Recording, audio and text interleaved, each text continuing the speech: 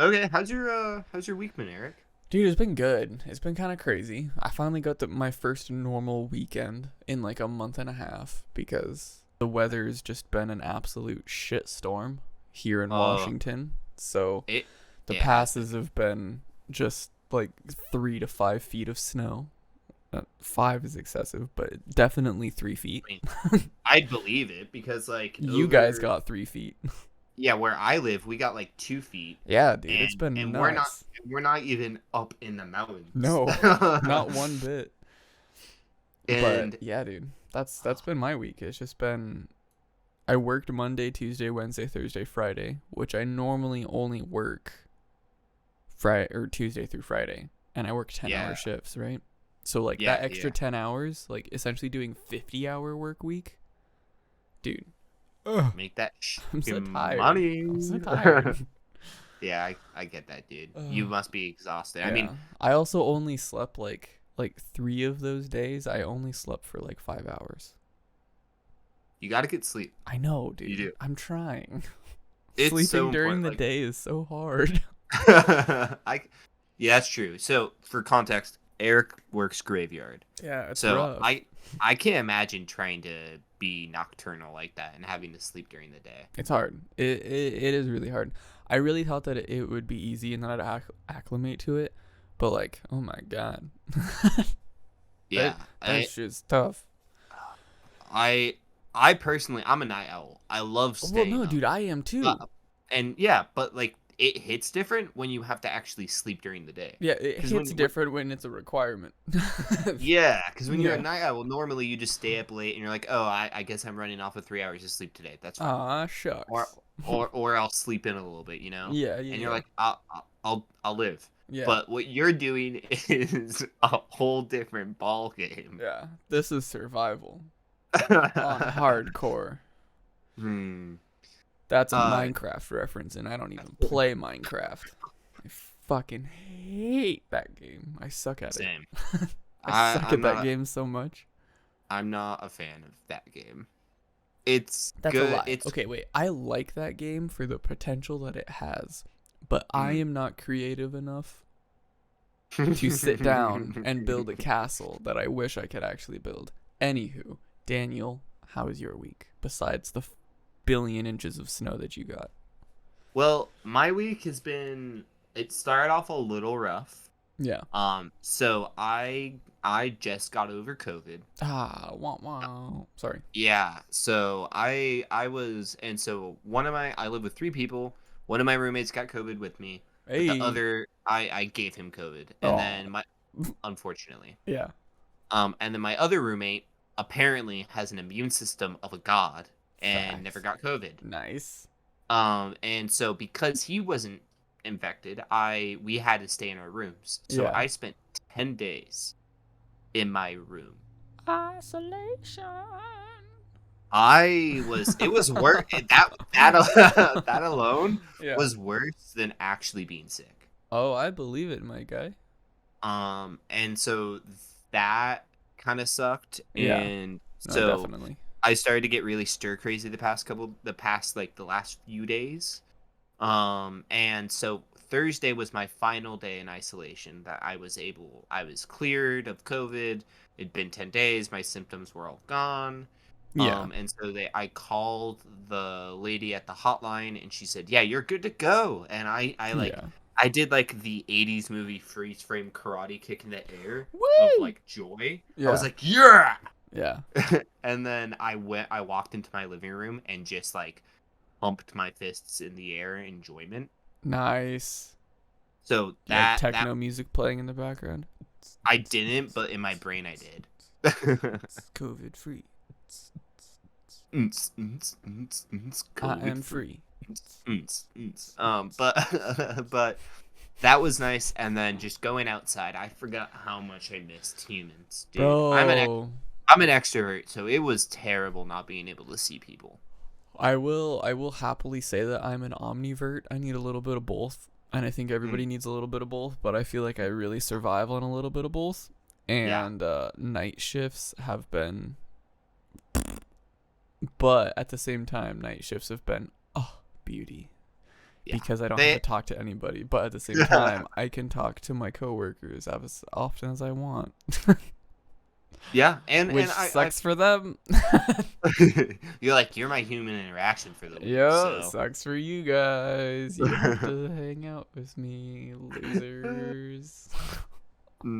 So I'd say my week started a bit rough, but then it got really better. really good. Got better. It peaked. It's good. It's good when a week ends on a high note. Exactly. Yeah. Exactly. You want to know what is also good? Is when a week starts on a good note. It is if it ends. Daniel, that was a really good segue because our name is noted and we start at the beginning of the week, Daniel. Oh, I didn't even. Come on, man. Come on, man. I didn't pick up what you put down. I will next time. Oh, well, that's great. That's great because I think we should. This is noted, so let's get this started.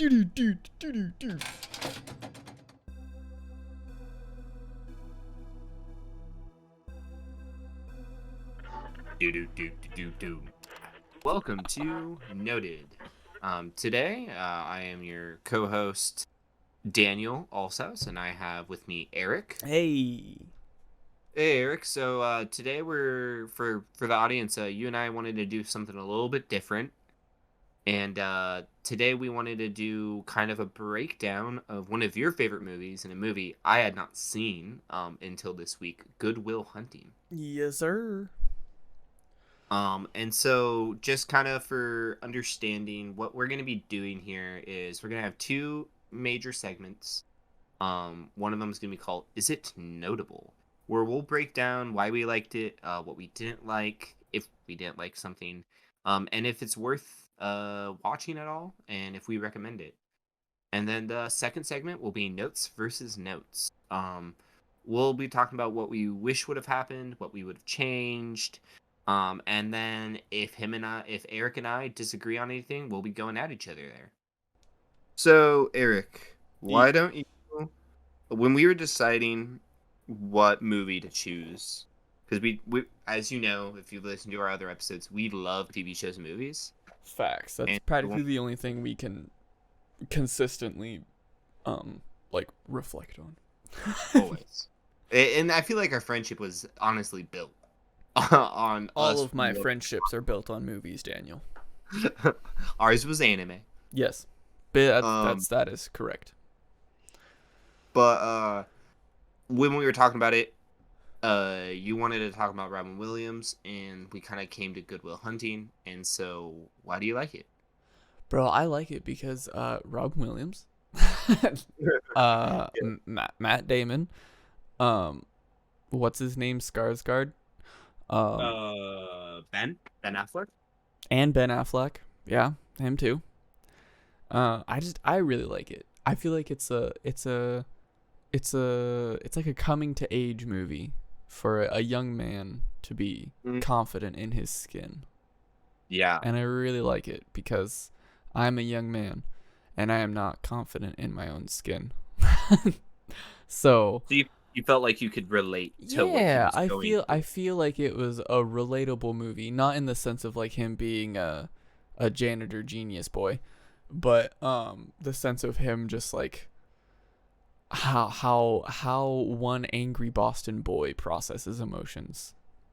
I thought it's a really good movie. I love it. Why? Because this was the first time you have ever watched this movie. So yeah, what were your like notable what were your notable things that you kind of like cherry picked from it, like kind of like not like your favorite things, but like the things that stood out to you? Yeah, what I took away from it. Yeah. I would say so. Like you said, this my first time watching this movie was this week. I've heard about it a lot, but I never really went into it. So like ever watched it. Yeah. So into it, I actually thought I had no clue about the premise of the movie, and I thought that Robbin Williams' character was gonna be more main role.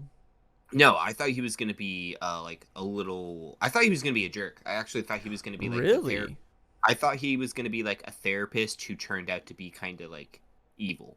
Hmm. But I mean, I could not have been more wrong. You wrong. Um, so what I'd say I took away from it is just like you said about like how it was real. Like it was such a genuine movie. Right? Like I said this to my roommate after we watched it.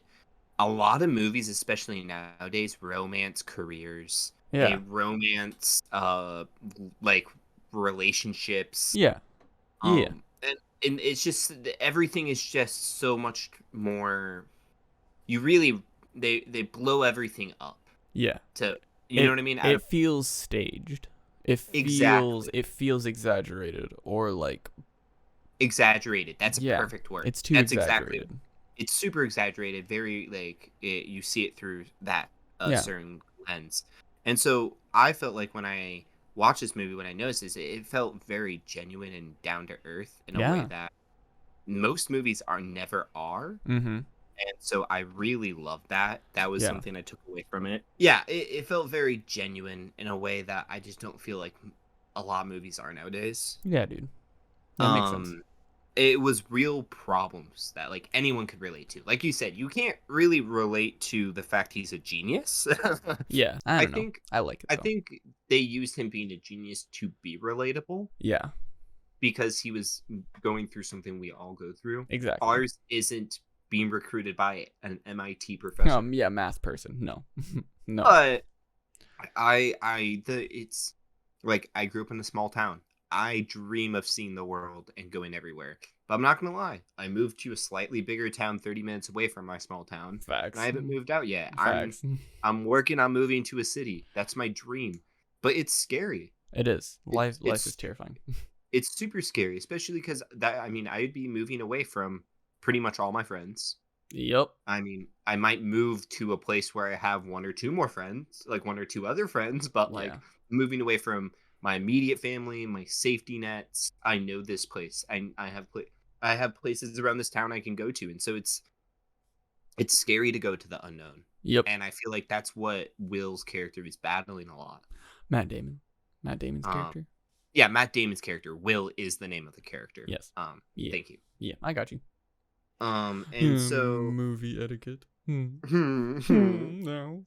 I would say another big thing I took from that movie was and I was thinking about it this morning. Yeah. There's a huge push for mental health now in the past couple of years. Oh yeah. But mental health hasn't always been discussed in large ways. Nope.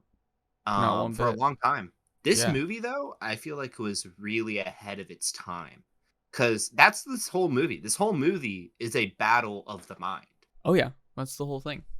And I think that was really beautiful that Matt Damon and Ben Affleck, the people who wrote the movie, Yes, sir. really developed that. And Yep. I feel like it started a conversation that was not talked about whatsoever. Yeah. And I will agree with that 100%, dude. I think that if when you do watch this movie nowadays, you can look at it as like mental health. Dude, it's such a good movie. Like I never actually thought about looking at it as mental health. I always looked at it more of like a coming to age. Yeah, well, and it is too. Yeah, no, it totally. Yeah, I know that it is a coming to age movie, but now that I think of a mental health, I actually, that's a yes, sir. Yeah. You ain't wrong. I ain't wrong. But I really love that. And can we talk about Matt Damon's performance? I mean, if you'd like to, I would love to. I would love to. Dude, I knew Robbin Williams was going to be good because I love Robbin Williams to death and he's a phenomenal actor with a large range. Facts. But I grew up watching Born Identity. So I grew up loving Matt Damon, but as a action star with amnesia. So it doesn't take the greatest spectrum of emotions to play someone with amnesia. No, it really doesn't. And who is the American 007 pretty much. Oh my god, that's Jason Bourne. Yeah, and so I didn't know Matt Damon had that. I did not think Matt Damon could be that, because even in Oceans, I've watched him in Oceans. It's not like he requires a large spectrum of emotions in any of those movies. But in this movie, I mean, he went from being arrogant and cocky to being like scared. You could see like the fear. He looked like a scared little boy Yeah. to being vulnerable. And when he breaks down crying during the scene with Sean, the therapist, Robin Williams character, Mm-hmm. and he's telling him, it's not your fault. And Facts. it's not it. Wait, yeah, he said it's not your fault. That was the line he kept repeating. Correct? Mm-hmm. It's I'm not pretty your sure. fault. Yep. It's not your fault. Like that scene was so emotional. Oh yeah, dude. So what did you think of his, like, did you kind of get that same vibe? Were you impacted by his acting? What would you think? I have watched a lot of Matt Damon movies. So when I did watch it, I wasn't really like blown away by his acting, just because I've seen a lot of other Matt Damon movies. Mhm. But Mhm. like I really really loved it. I normally try, when I watch movies, I never try and watch them for like the actors that they are playing their roles. I always try and watch Yeah. them as their roles Mm, instead. yeah. Um Try to see him as the character. I try and see them as the person they're trying to portray. And then when I'm done watching the movie, I'm like, yeah, that person freaking killed it as that that fake human. Yeah. But I think, like, overall, I would say that's probably my favorite Matt Damon movie, right next to like Brothers Grimm, which is also a really good one. I have not seen that. That's a really good movie. It has Heath Ledger in it, so it's a good watch. Mm. Yeah. Heath Ledger and Matt Damon are brothers and they fight monsters. Oh, Like that's cool. monsters as in like Vampire zombies and no. Like Hansel and Gretel and like the oh. gingerbread man. Oh, so like kind of like Grimm stories, like the Grimm tales. Brothers Grimm. But like This makes sense. the original stories, the ones that are like fucked. I had a book Yeah. of the original Grimm tales. Yeah, they're terrifying. They are. But that's another really good movie with him. But this movie, I really liked him in this movie. I'm more of a fan of this movie because of Robin Williams more than Matt Damon. Mm-hmm. Only because I am always a fan of the counselor in all of, and if there's ever a counselor or like a therapist or like the person who listens, if there's ever that person in a movie, I'm Yeah. always more like, yes. The confidant. Yes, because like I think the reason why I loved Robin Williams in that movie is because like he went through so much shit, dude. Like when he tells his story about his wife, Mm. and like it's like super super serious, and he like when he like tells his like background, like those are the things that got me more than like when Matt Damon's character and like his love interest were like fighting, right? Because like Yeah. in that situation, like with them fighting, it was more of like, okay, this is serious, like this is their life now. But like Yeah. when Robin Williams' character was talking about his past and like his wife, like that's a man who's learned through experience and he's trying to Yeah. like share it to Matt Damon, and Matt Damon's just like, nah man, I'll figure it out myself. And however many times I've done that in my life, I'm just like, God damn it, Eric, you fuck. Why won't you just listen to the old therapist, dude? Yeah. You have someone telling you right in front of your face, just Yeah. listen. Yeah. I think that is such a. I'll talk about Robin Williams in just a second, but that specific interaction, I think, is such a real human experience. Because look, I've been told so many things Same. from my brother, from my parents, from mentors, pastors, teachers, whoever it may be, of warnings, or telling me don't do this, or you'll want to do this, or trust me, you don't want to be an adult yet. And every Yeah. time I'm like, shove off. Yeah, get out of here. Like, yeah, wait, watch yourself. Like, I just like I thought I knew better, Yeah, and like I'll figure it out. You don't need to tell me. yeah, And like I relate to that, like him kind of having to struggle. Like you could tell he wanted to take what Sean was telling him, Robbin Williams' character yeah. was telling him to heart, but he was scared to. Well, yeah, because he knew it was probably true. Yeah. He couldn't face the fact that someone else was right Mm-hmm. because he was the genius because he knew better. Exactly. Which is why I love it, because that's often how I look at things. It's like, no, I'm smart. It's fine. I can figure it out. And then someone else is like, nah, man, you're stupid. And I'm like, no, I'm not. And then I find out, oh, wait, maybe I am stupid. I joke, though. Ha ha ha ha. No, it's a good movie, dude. What did you think about the ending, though? What was like the... How'd you like the ending? Was the ending... Did you jam with it? I'm gonna save my full opinion about the ending for notes versus notes, because part of my opinion about the ending I like is it. about like why I wish would have happened. But Yeah. I would say overall, I really liked it. I think it's beautiful how, so this whole movie you have people telling Matt Damon's character what he should do, like trying to push him towards different careers and trying to get him to, I guess, kind of move out of his shell, get out of his comfort zone.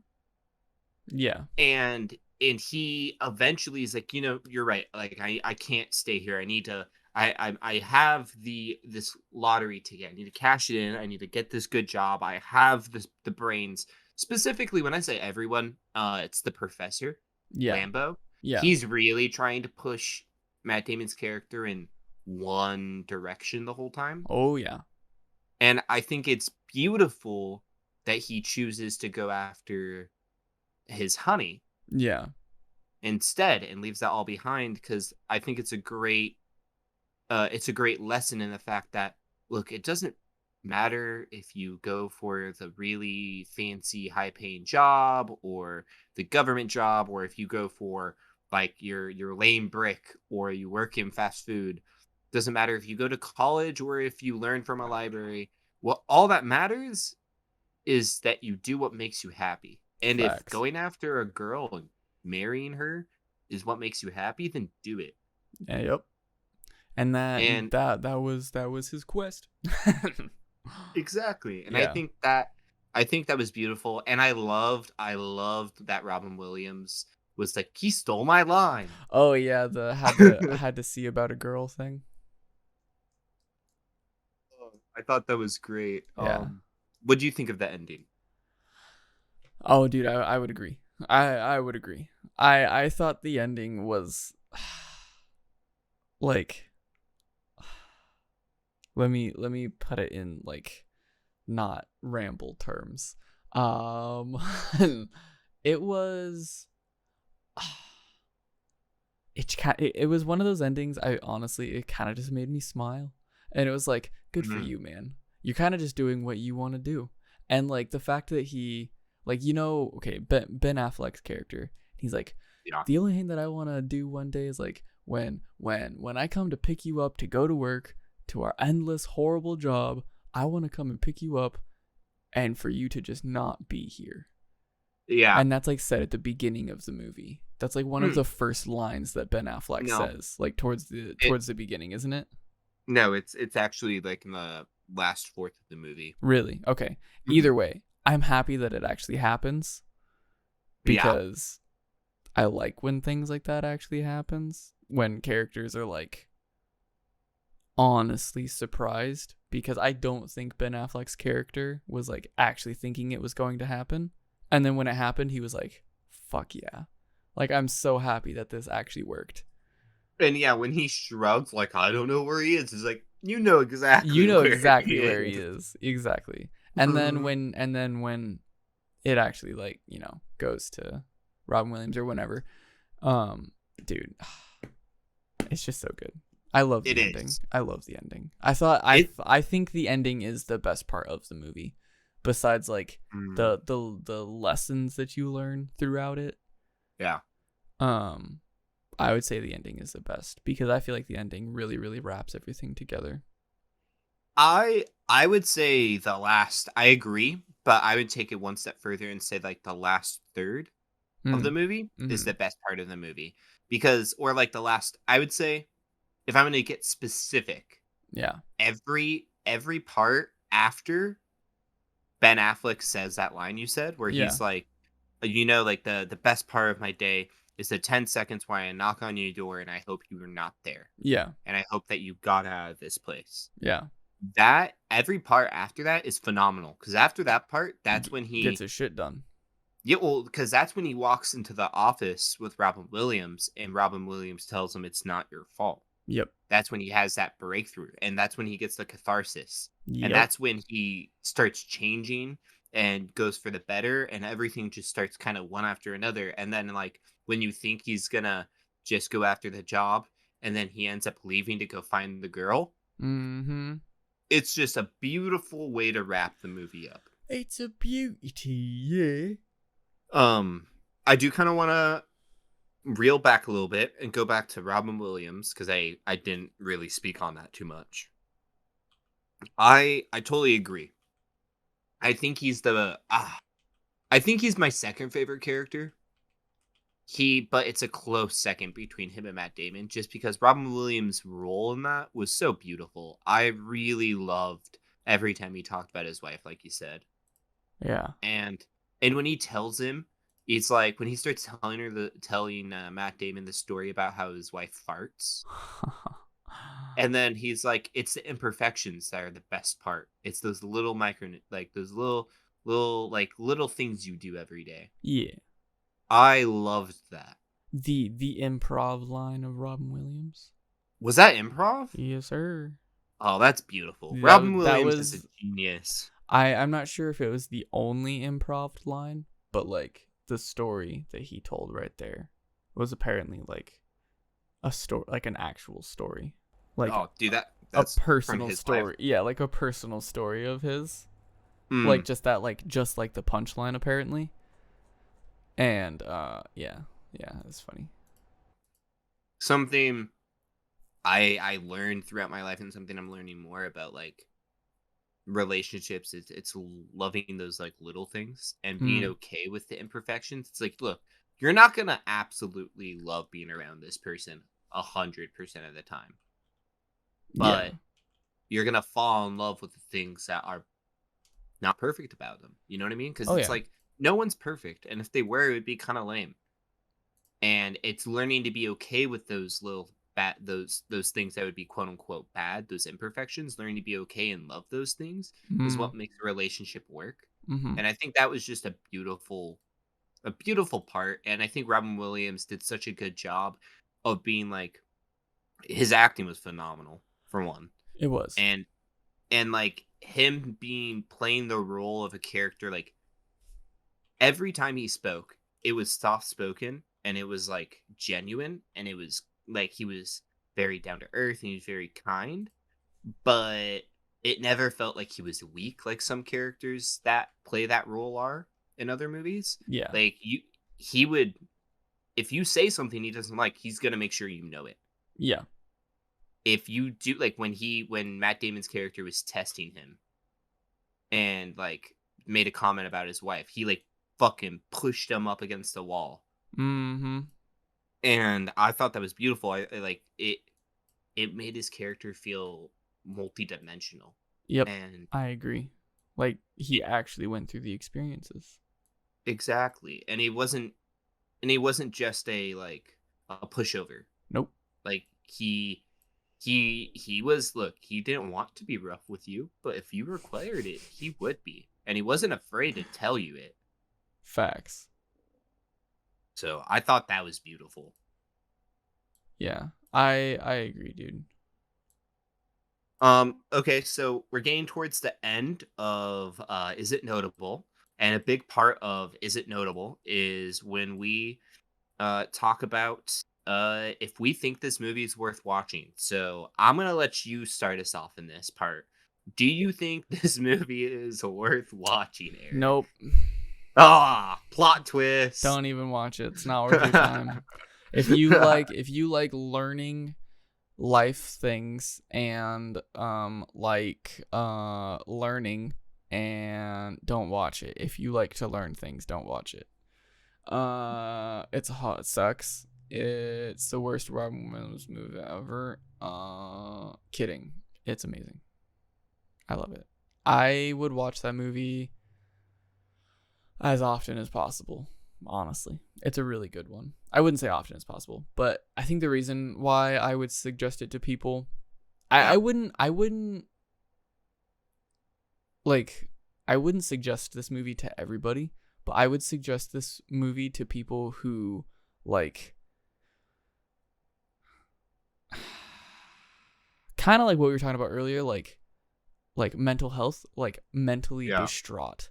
I feel like this is a good therapy movie in general, and I think anybody could take anything away from it, depending on if it's like what the movie's actually talking about, or if it's like reading between the lines and just letting the movie mean something to the situation you're in. I still think that you can learn something from it because the wisdom from it can be applicable to any situation. And the movie is very wise because the people who wrote it and the people who are acting in it are amazing people.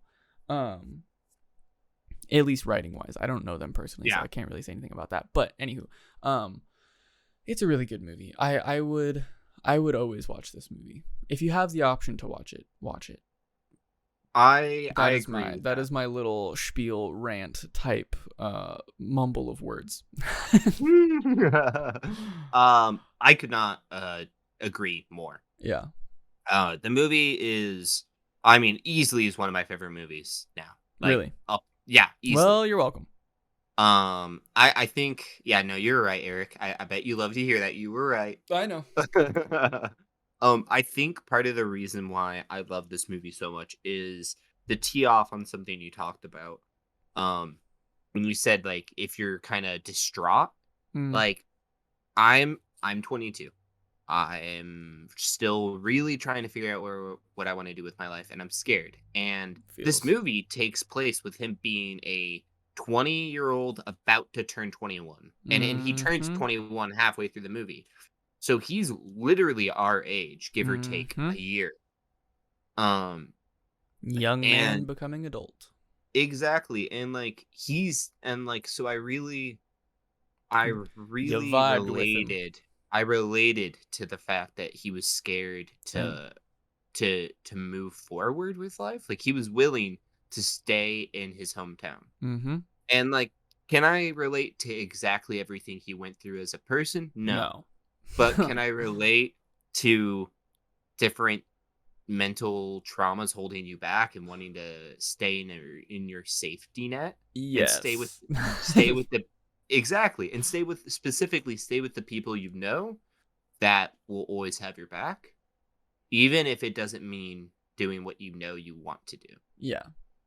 And so I definitely agree, like how you said this is a great movie if you need like if you need psychology. Yeah. Like I felt like I got catharsis with Will.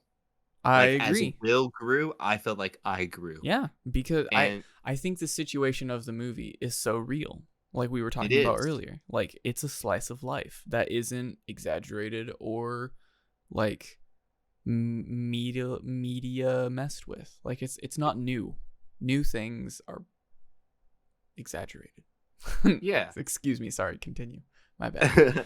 No, you're fine. I would say if you are a young man or a young woman, or if you are in your early 20s and if you're you just as a human.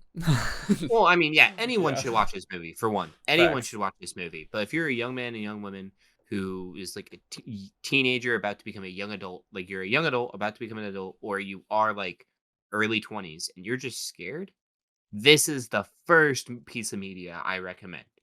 And you just don't know what to do, I get this. I'm not saying you're gonna like learn your life's purpose from this movie, but maybe you'll come out of this movie being okay with just doing what feels right. Yes. I would say that this movie gives, I think this movie, at least for me, it gave me a sense of confidence to say it's okay for me to take the first couple of steps towards the things that I enjoy. Exactly. Because And he spends his whole movie in anguish of possibly failing, or like afraid of taking that step, and like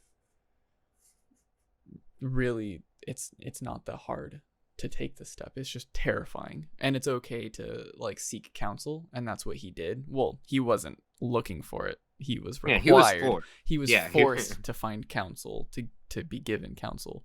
But it shows that like you can learn things from other people. And I know that I need to learn a lot of things from other people, and a lot of people need to learn a lot of things from other people, because this world's kind of crazy right now, dude. Yeah, like no one has the answer. Yeah, facts. No one knows what the fuck they're doing. But you can learn from those who've gone through similar things, or those who like, there's a reason why your elders have wisdom, or even your peers who have different life stories than you have wisdom. I would say just in general, people have wisdom. It's just whether or not you're willing to actually listen to them. Exactly. Or listen to the situation. Because like I was saying earlier, like it doesn't have to be the same situation, but you can read between the lines and make it applicable to your situation. Like when I watched this movie for the first time, I wasn't falling in love, and I wasn't a janitor at a college. I was a teenager at home, bored. But I still made it applicable because I was a teenager bored at home. And that movie was like, hey, I gotta go see a thing about a girl, but that girl was a bike, and I rode the Loop. The Loop is like a track in Wenatchee, Washington, that goes 11 miles in a circle. And I started riding the bike. I started riding my bike all the time because of that movie. Yeah, and it's a very relatable movie, like you're saying, and you can make it applicable about whatever you want. Yeah. I think that's awesome. Go out and get it. So that I think is a good place to end for Is It Notable? I concur. And now Daniel will send you into a small segment where I have to go take a bathroom break. Okay, bye. Have fun, Daniel. So I'm just gonna talk about this format. So like we kind of briefly touched on earlier, Eric and I love TV shows and movies. We like to talk about it a lot, and sometimes it dominates some of our podcasts when we wanted to talk about other things. And so we thought it would be awesome, once a month or once every couple months, might not be every month, maybe it'll be every 2 to 3 months, we're gonna do an episode about a movie or a TV show. Most of the time probably movies, because those are easier to break down, and just really discuss it, and explain what it did for us, and break it down and talk about it, and what it meant for us, what we think about it, if we think it's worth watching, what we would give it. Because I mean, that's something most people can relate to, is TV shows and media, and it's something we love to talk about. And so we're really excited to tell you guys our opinions about it. And if you disagree, get in the comments, tell me why you disagree. Send us an email. You can email us at thenotedpodcastinc@gmail.com. That's, sorry, not it's notedpodcastinc, INK@gmail.com. Email us your thoughts. Tell us what you think. If you agree with us, if you disagree with us, you can find us at Noted Podcast on YouTube, and comment on this on this, and tell us what you think. And if you agree with us, if you've never seen Good Will Hunting and now you watch it because of this, or if you think it's the worst movie to ever be made and tell us why. We want to hear your thoughts. And so every couple months, we'll be doing something similar to this. We're not going to get away with our normal podcast. We still want to just shoot the shit and Big talk. facts. But we're both really passionate about TV shows and movies. And so we wanted to kind of spice it up a little bit. So, Yes, sir. well, welcome back, Eric. Hey, I peed. So,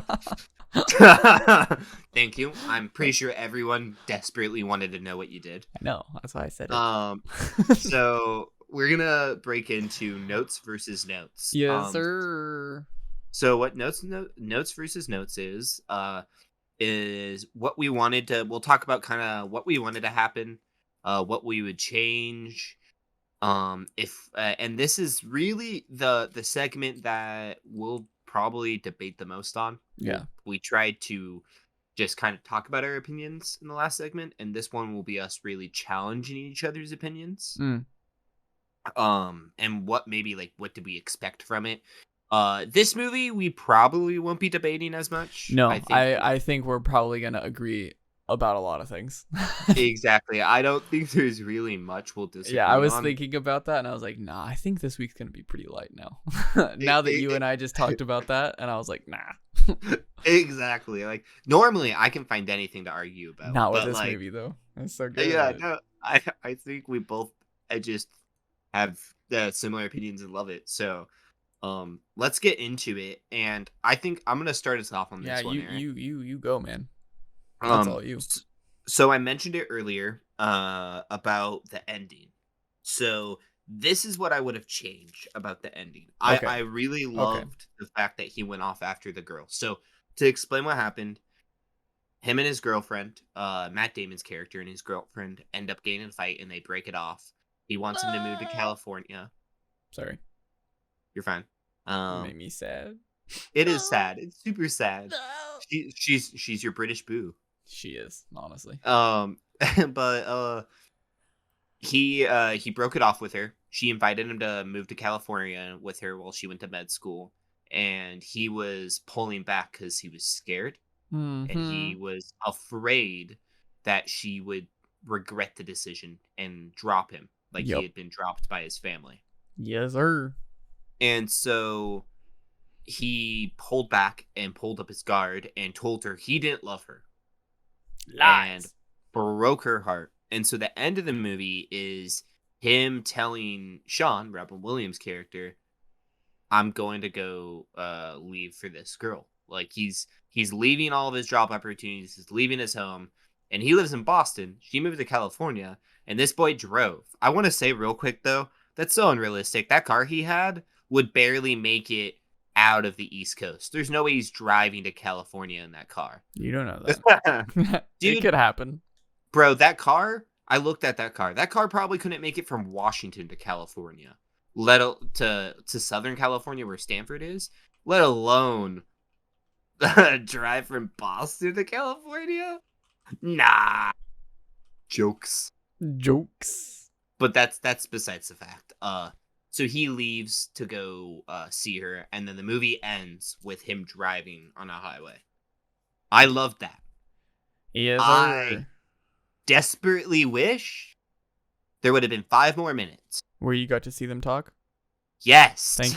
Thank you. That is the one thing I'd change about that movie. Yup. Is I want to see them, or even would you just like watching it. Go ahead, sorry. Just him knocking on her door and her opening up and right? then her smiling, right? And then end credits. That's enough. I don't even need to see them go through the conversation and her take him back. But if it's just her smiling and crying to seeing him at her door, that's enough for me. That's enough. Yeah. But we didn't get it. Nope. You want to know why I think we didn't get it? Why? I think we didn't get it because it was probably artistically like not, they did not want to give us the satisfaction. Because like, you know, if they would have given Matt Damon the satisfaction of the win, I don't think the movie would have been as impactful, because we don't know if he ended up with the girl. What if he never found her and he left home and decided to be courageous for nothing. At Yeah. least he still did it. Yeah, and I think that's the bigger point, is to Yeah. chase after something and to be like, I can get this, but let's just say he never got it, but he still tried. You know? Yeah, and Yeah. I agree. I think But I would have rathered him knock on the door. I would have Same. rathered seen her face. But Just once, like 5 Yeah. seconds. Yeah, I agree. I definitely agree with you on why they didn't do it, Yeah. because it's not a romance movie, and I Mm-mm, feel like it's not. that ending would have made it a romance movie, I like think you it were would have. saying. Yep. So I think artistically, Matt Damon and Ben Affleck were more wanting it to infer that he gets her, Yeah. but leave it to the point where it doesn't matter what happens. He's chasing what he loves. Yep. At least he And left. and that's what's Yeah. important. Well, I don't think it's the matter that he just left, but like he could have left for his new fancy job. He could have done whatever. Well, no, but that's what I'm saying. Like, what at least he matters is left to that, chase something. That's what I'm saying. yeah, At least he went, left.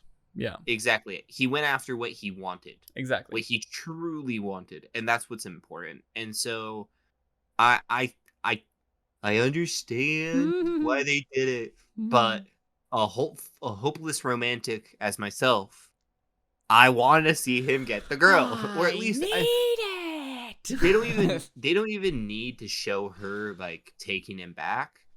They can just end it with her smiling, like she sees him, or he knocks on He the said, door. And that's I it. just want them to look at each other. Yeah, like that to me is enough. I need think no that's- emotional reaction. I just need eye contact, and I will put in my own emotional reaction for them. Well, like eye contact with a smile or something, or a tear. Nah, straight faces. Just two actors T-posing in front of each other in a doorway. It's like when NPCs load into a game. Yeah. And it's just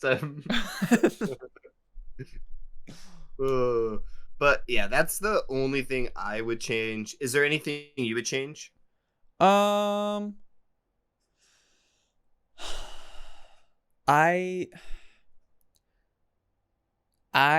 so you know the dude that he makes fun of in the bar?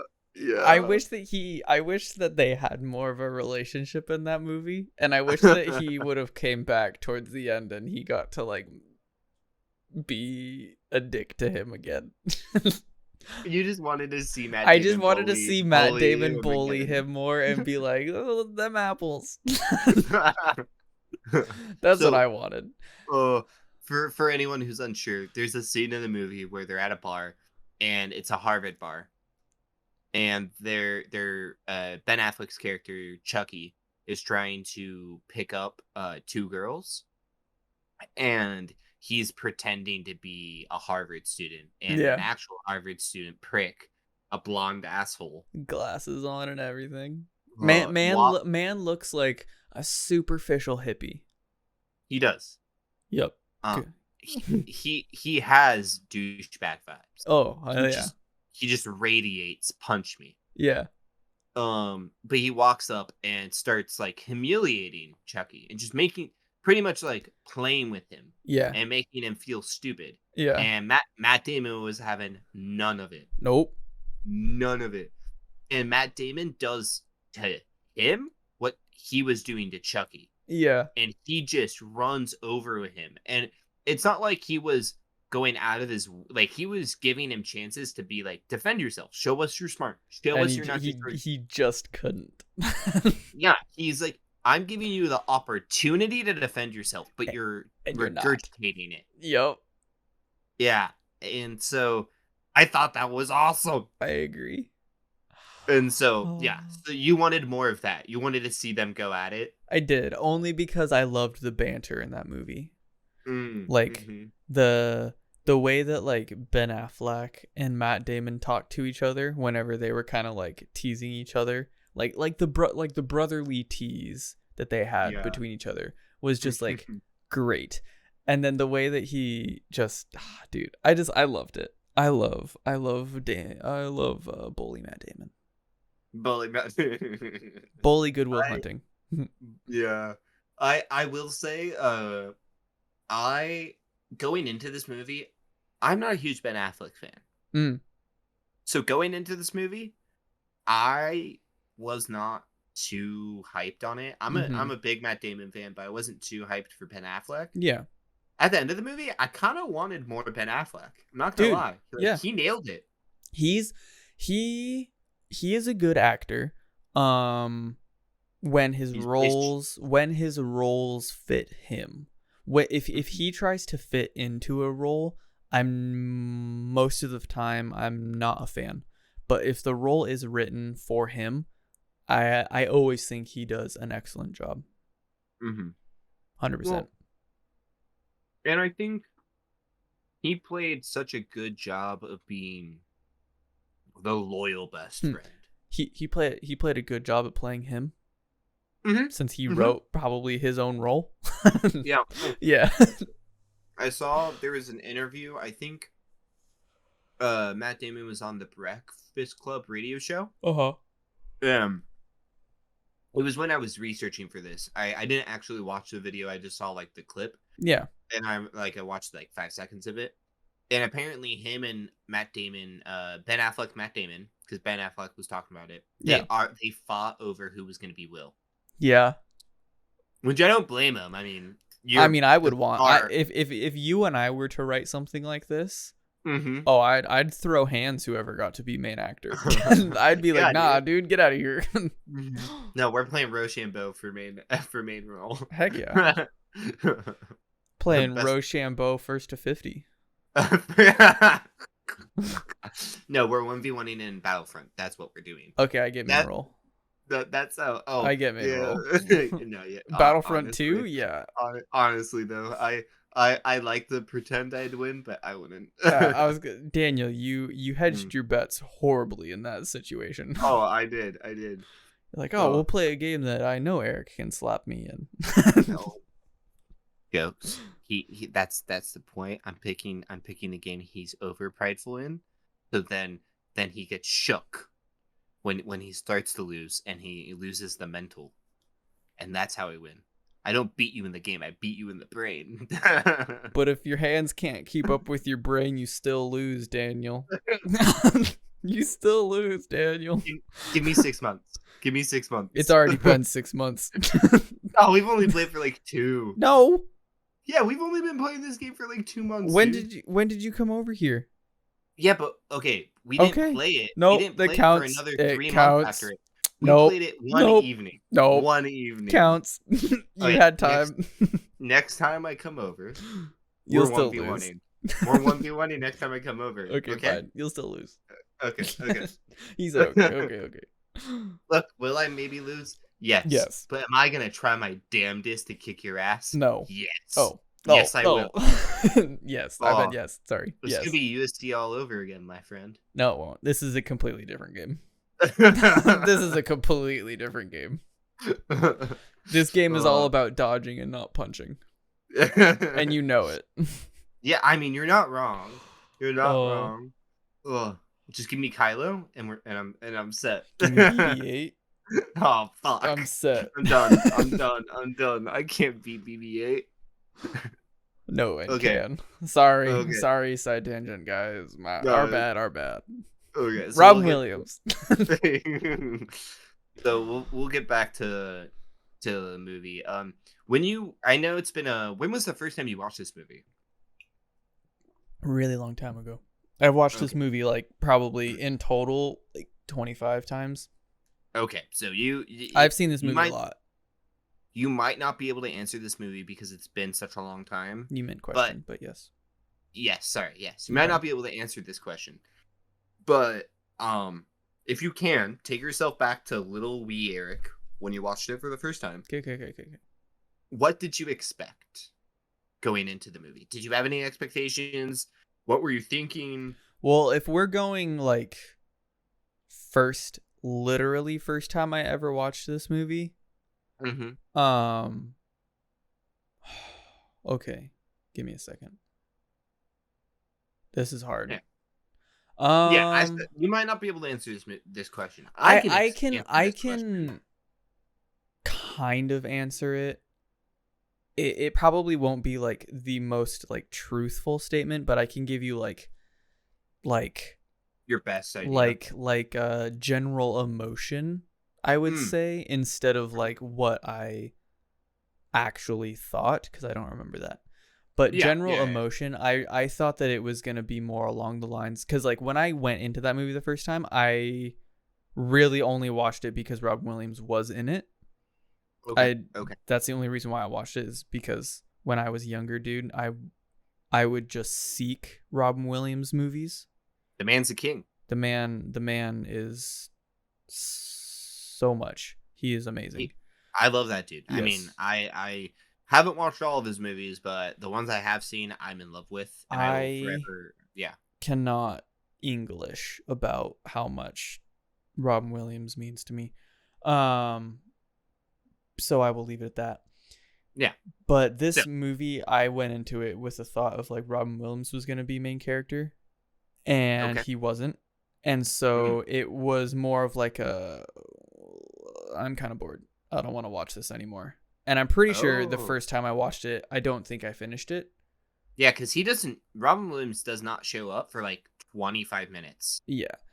Like he's not in the first like quarter of the movie. Yeah, it takes a minute for him to show up. Mm-hmm. But I Which know, shocked me as well. yeah. Um but I know that like in general, I would say the first time I finished the movie and was like actually like about it, Yeah. I didn't think that it was going to be what it was going to be. I thought that it was going to be more like, cuz I'm really big into fantasy, and I'm really big into like like Narnia and like the magicians, and like shit happens, like fantasy wise, right? Whereas like something out of nowhere, like, oh, it'll Yeah. happen, right? And that's kind of Like like how it the movie takes. starts out, like, oh, this random janitor dude can all of a sudden find out that he can math really well. And then, like, to me, when I was younger, I was like, Mhm. oh shit, this is gonna accumulate into something crazy. And then it just ended with a dude going to see about a girl, which didn't really mean much to me at the time, Yeah. but You're a wee lad. I was a wee lad. But I mean, I think over time, as all movies do for me, movies always change depending on when I watch them. Like Yeah. I That can makes watch sense. I I mean, can that's watch normal.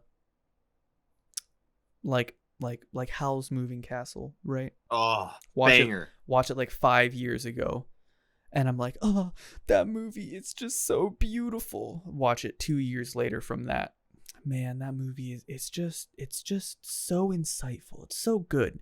2 years later from that, man, that movie kind of sucked ass. 2 years later from that, best movie in the world. My opinion always changes. It It's always normal changes. because your perspective changes. You're not the Exactly. same person you were 5 years ago. But If you talk to Eric 5 years ago, he would be a completely different oh, person. facts. But I like you said, I don't think I can like actually answer this question, just because I don't really remember the first time I watched this movie, Yeah. just Why don't because it's just so good. when was the last time you watched this movie then? The Did you watch it this last week? time, I legit, dude, actually could not find this movie on any of the streaming platforms that I have, and I still haven't signed into the other one. Okay, so I'll get you my Plex. Yes. So I am going off of memory, and I do apologize for that, but I've also seen this movie like a million times. So I'm also kind of okay with it, but I do apologize for It not actually it would watching it. it, it would be But like if I were to talk about The Office. Like, yeah, you exactly. didn't watch it, but you know it. Exactly. So, yes. Exactly. What would I you say Go ahead. the sorry. What would you say the last time you watched it, the emotions you had during the film were? Like, what was the last time you saw this film? What did it mean to you? Last time I saw this film was probably like a year ago, Okay. if that. Probably less than a year ago. Yeah, less than a year ago. So you're in hometown. Yeah. And I watched it with my mom because Ooh. she hadn't watched the movie. Oh. Okay. I bet that was And fun. oh yeah, dude, I always love watching movies, especially when it's with people who have never watched them. Um, I would probably say the way that I've described it during this podcast is probably how I felt about it last time when I watched it. Coming of age, realizing emotions, um, actually trying to take steps towards things I want to do, Yeah. and letting myself know that it's okay to fail, or letting myself know that it's okay to take the step, because I think taking the step is more terrifying than actually failing. It is. Everyone's afraid to fail, but I'm once more it's afraid of taking the step than failing, because I already know I have failed so many times I don't really care to fail. I would just rather not fail, which is why I don't take the step in the first place, is because I don't want to waste my time. And I think this movie, to me in general, like the last time I watched it, was more along the lines of like you're gonna fail anyways, so it's like you might as well just take the step anyways, or like you're not gonna know the outcome, so like you might succeed, so it's like you might as well just do it anyways. You know, man, YOLO. We only live once, dude. Just do it. That was not scripted. We just both love Not Shia LaBeouf. one bit. Not one bit. Yeah. I definitely understand that. Like, for me, I'm super afraid of failure, so I just don't do it. Yeah. But when I do fail, it's never as bad as the regret I have when I don't just do it. Yeah. Like, and once I do fail, it's like, oh, this wasn't that bad. Like, this actually was not what I thought it to be. Like, I expected this to be 1,000 times worse. And then it really was. It's the mental battle. Yeah, it really is. So I think that's beautiful. That's kind of what helped you. Yeah. That you got from it. Yeah. And I also, because I know that I suggested this movie first. Yeah. I will also like to say that I think the reason why I suggested this movie first is because the last couple of weeks that I have gone through, like, dude, like, okay, audience viewers, I've had interests in a human female, and things have just gone awry and crazy and weird and wonky, and now I don't know where I am. Who are you? What are we doing? But you know what you did? I did what was needed to be done. Yeah. And that's why I wanted to talk about this movie, is because I felt like I got a good little slice of Good Will Hunting in my life. Yeah. You know, like I actually was like, you shot your shot. I shot the shot. The shot landed and was received and was reciprocated, but then was not acted upon. Yeah. And so I said, shot was taken. And that's all that happened. I left for California, and I just haven't got to see the end yet. Yeah, you're still driving. I'm still driving. Just like the movie. You called ahead of time?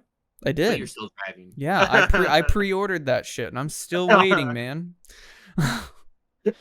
But yeah, I think that's probably the reason why I actually picked this movie for week one, just because I felt like it was so relevant. And not only that, you said you hadn't seen it, and I was like, oh my god, dude, like this is a must see for any young man. Like this movie is a must see. Dude. Oh yeah, it's such a good watch. I think that's awesome. I didn't even like think about that connecting what your last month had been to this, and that makes sense. And honestly, like this was you could not have picked a better time to show me this movie, I would say. Oh, you're welcome. Anytime within the last year, but specifically now, because I feel like I'm on the upswing. You know what I mean? Yeah. I've been dealing with the mental battles. I'm starting to win, and now I'm just ready to move. Yeah. And this was the perfect time to kind of, you know what I mean? I got catharsis out of it. And so I think that's beautiful. I'm going to talk about what I expected. Yeah, dude. For a couple minutes. Yeah. No, you're good. Get it. So I briefly, so this is my, like we've said plenty of times, first time watching it. I watched it last night, and so I, going into the movie, had zero expectations. The only thing about this movie I actually knew was Robin Williams played a therapist, Mm. and there's a scene where he yells at him. Mm-hmm. That's it, and not even yells, but like says, like it's the scene where he is. It's not your fault. It's not your fault. And I had seen like a TikTok or something Yeah, like you've that. probably seen clips of this movie Yeah, because like that's how social media works. exactly. Like I had seen that clip, and so but I didn't know context to it. And so going into it, I actually thought that it was gonna be like, I thought the movie was gonna be a movie about a dude going to therapy and him his therapist being negative. Like A I thought it dick. was gonna I thought it was gonna be a battle of him and his therapist. I thought the whole movie was about that. I didn't realize it was gonna be about like a brilliant man battling trauma. Like I thought it was just gonna be Robin Williams being kind of a narcissistic asshole battling a young man who just needs help. And I thought they were gonna grow out of it, you know? Yeah. But I didn't have a ton of expectations except that. Yeah. No, that Um, makes sense. and so I was pleasantly surprised to be completely wrong.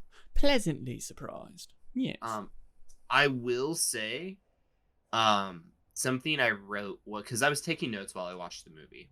What a dude.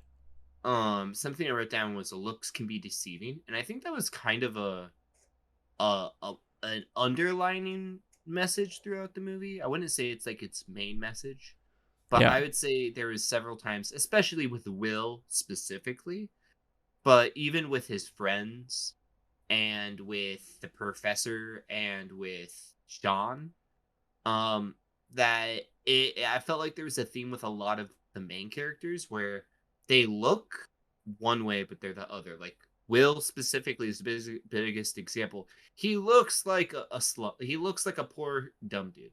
He Yeah. doesn't look like he would be brilliant, Yeah. and he also doesn't sound like he had a hard upbringing. You know what I mean? Yeah. He sounds like someone who could have gone to college but decided to learn it all in a library. And then Yeah. you learn that he's a brilliant man who can't afford college and has been traumatized from being an orphan and being abused. Yeah. From having a shitty upbringing. Yeah, and then like you see his friends, and within the first 10 minutes, him and his buddies beat the crap out of some guys, and Basketball. yeah, We're and so like, playing basket. Sorry. bam! and Ball. and so like you think that they're gonna be really bad influences, and they're not gonna be good friends, and like Yeah. they're part of the reason why he's stuck where he is, and that Lies. could not be farther from the truth. His Right? friends are great people. Like, yeah, are they like the best? Hoodlums. Yeah, like are they the best people in the world? No, but like for what they are to Will, they're amazing. Yeah. They They're hoodlum loyal. homies. Yeah, they're loyal as crap. They have his back and they want the best for him. Which that specifically is what I expected the first two things. I didn't expect them to like truly want the best for him. Yeah. And I feel like Ben Affleck's character really showed that. Yeah. I agree.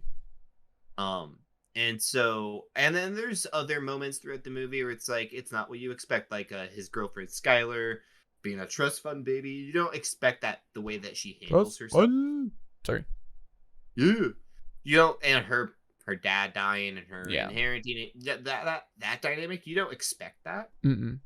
from the way she handles herself and carries herself around. Mm-hmm. She seems like a very down to earth person. She doesn't seem like someone who's fucking loaded. Yeah. And at least the perception of that. Not everyone who's loaded is evil, but like there's a perception and a stereotype that they're snobby assholes. Specifically trust fund babies. Yeah. And so like looks can be deceiving was something I kind of took away from it. I don't know how you feel about that or if you kind of took that away. But that's something I noticed within the first like 20 minutes of the film. Yeah, I never really like I never really considered like thinking like that, I guess, whenever I watched it. If that makes sense. Yeah, you just never had thought about that perspective. Yeah. Yeah. Well, sorry, what were you gonna say? Nothing. I said nothing. Oh. You said well, and then cut yourself off.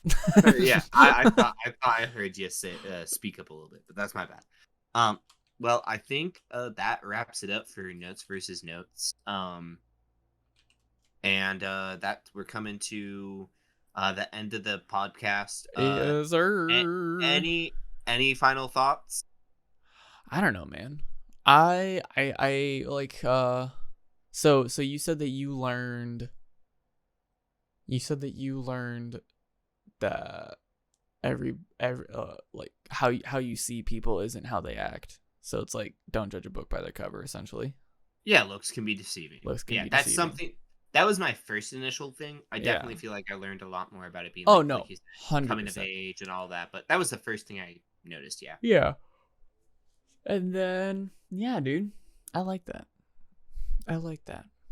It's a good movie. It's a really good movie.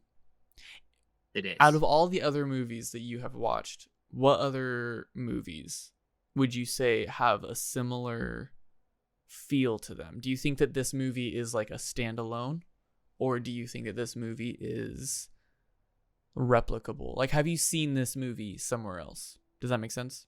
Yeah. I'd have to I wish there were a just list out there, a database of every movie I've seen, so I could really go through it and tell you the direct answer to this. Because Eric's like, dude, it's in my brain. I've watched a lot of media, so yeah. They're off the top of my head. I don't have anything directly like it. I Yeah. watch a lot of fantasy, and so a lot of fantasy movies use the hero's journey, and in the hero's journey is kind of a coming of age. But I don't want to even compare that to this. Oh, I agree. Because that's more of a genre. Yeah.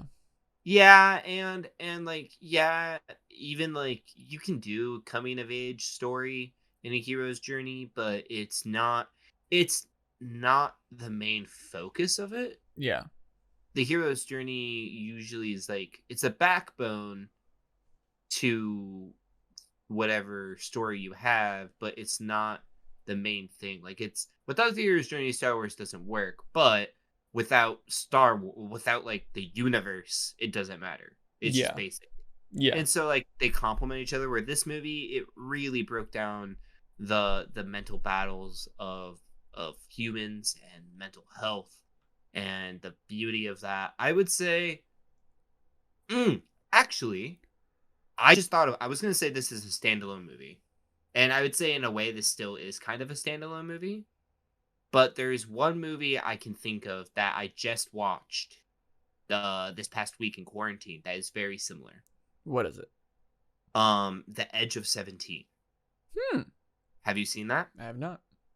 So it has the actress who played Kate Bishop in Hawkeye. Gotcha. I don't remember her name. I know who you're talking about. And it has Woody Harrelson. Nice. Those are the two notable actors in it. And so it takes place in a 17-year-old, pretty much. I think she's a junior, so yeah, she's like 17. And it's kind of like a teenage drama, but it's like it's like a dramatic comedy in the fact that like it's rated R, so they don't like hold punches in their dialogue, but it really dives deep into just the confused psyche of a young adult, and like do you want me to read the synopsis after you're done explaining?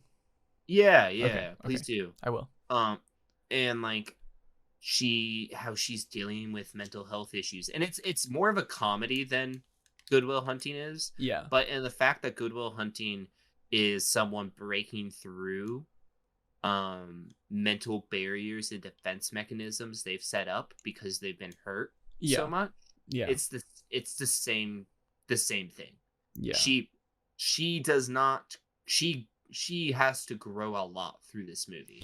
Would And she you learns say what she wants. And so that's why I'd say this movie is similar in that aspect. I'm going to make a very broad statement, and it might sound like I'm dissing Goodwill Hunting, but I'm not. I love Goodwill Hunting.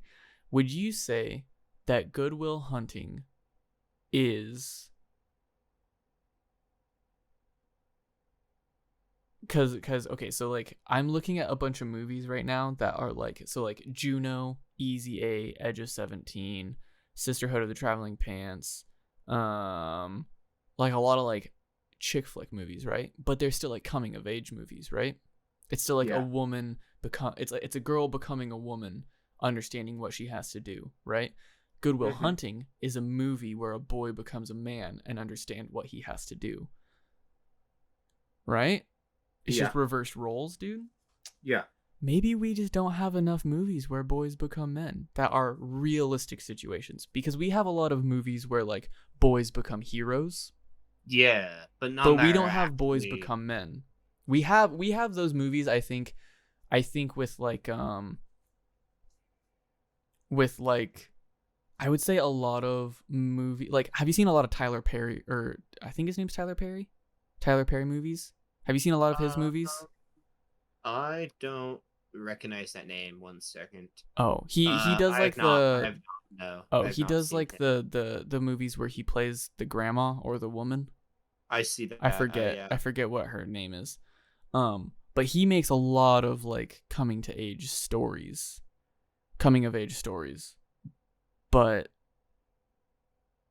I have only watched like one movie of his, which makes me kind of sad. I need to watch more Tyler Perry movies, damn it. I'm looking at a list of them right now. I just was too. I can agree to that to a point. I think we got a lot of movies where it's like a boy grows, but like you said, I feel like most of them are they become a hero, which isn't realistic. Which isn't a man. Yeah, and there is a handful of a boy becoming a man, but in that way, I still feel like it's romanticized and it's not realistic too. Yeah, and it's misogynistic oftentimes. Yeah, I would. It's not personal. It's always like boy becomes a general man. It's never like a boy becomes a human. Yeah, and so I bet there is others similar to. Oh no, there totally is. But off the top of my head, I can't really think of any that impact me the same way. I'd say Edge of 17 is definitely probably more relatable if you're a girl watching it. Yeah. I was not as dramatic as she was at certain points in time. Yeah. Because she is very over the top and it can be pretty cringy sometimes. But everything she went through, yeah. Okay, gotcha. Well, I wouldn't even say cringy. You'll get lots of secondhand embarrassment at certain points. that secondhand embarrassment is cringe, essentially. One step away from cringe. Yeah. It is cringe. It's cringe. But I would say that everything she went through, to a degree, I relate to. I mean, I don't lose. You learn this in the first like 5 minutes of the film. She loses her dad. I've never lost a parent, so like I don't. I never had a father. Sorry. And so, I don't relate to that specifically, but her journey throughout the movie, interacting with other characters, she's very woe is me. Gotcha. At certain degrees, and so I relate to that and the whole self-isolation that she does. I relate to. Feels. And so I think that even though I might relate more to it if I was a girl, I still feel like it's still a relatable coming of age story for anyone. You know what I mean? Oh yeah, no. I'm not saying that it has to mean different things, but I just feel there are elaborating. No, I know that. I'm just saying that I thought that it was like when I looked up the synopsis, it also gave me a bunch of other movies, and I realized that there are a lot of like girl becoming women through social interactions instead of boys becoming men through social interactions. Yeah. I made the comparison of that there seems to be more notable movies like Juno, Easy A, and Sisterhood of Traveling Pants. I feel like those are pretty common movies that everybody has seen, but not everybody has seen Good Will Hunting. Yeah. Well, I feel like I'm the minority. You are a minority. You are most correct. people have seen that movie. Well, I don't. mean, maybe people our age and up, but maybe not younger people. Yeah, I can. There's probably truth to that. Yeah. I feel like But movies are a dying thing, Daniel. I don't think that's true. I think so. That I think watching movies. old movies are. I think movies that actually tug at your heart is a dying thing. I think a lot of movies nowadays are cash grabs. Oh, big facts. Well, that's a conversation. Would you like me to read the synopsis of this movie? Still, sure, or no? Actually, nah. I feel yeah, like we kind of. Okay, yeah. It's a chick about doing life. Yeah. If you haven't seen it, I recommend you watch it. Eric, watch it. I'll watch it. It's on Netflix. Yeah. I'll watch it. So.